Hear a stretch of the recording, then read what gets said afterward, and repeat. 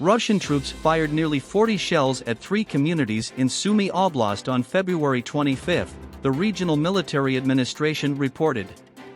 Sumy Oblast, which borders Russia in the northeast, has been under daily Russian shelling since the Ukrainian military liberated part of the oblast in April 2022.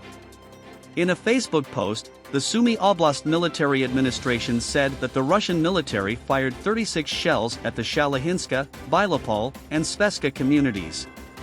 Russia fired 10 mortars and 8 artillery shells at the Shalyhynska, fired 14 mines at the Bilopol community, and fired mortars at the Sveska community, the Post wrote.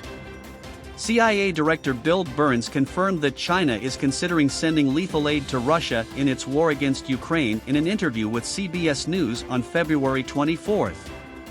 "We're confident that the Chinese leadership is considering the provision of lethal equipment," Burns said. Burns said, however, that China has not yet made a decision on whether to send Russia lethal aid. In an attempt to deter China from making the decision, the administration is making the information public, similar to what it did in the months leading up to Russia's full-scale invasion of Ukraine. "We also don't see that a final decision has been made yet, and we don't see evidence of actual shipments of lethal equipment," Burns told Face the Nation moderator Margaret Brennan.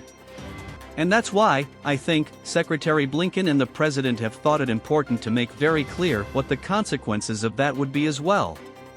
The delivery of 12 Mi-8 MTV-1 and 2 Mi-8T helicopters from Croatia to Ukraine is underway, Croatian newspaper Jutarnji said it had learned, without citing its sources.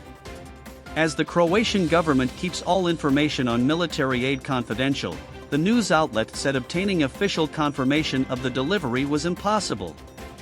Reports that Croatia's defense ministry would donate some of its Soviet-made Mi-8 helicopters to Ukraine emerged last year in November.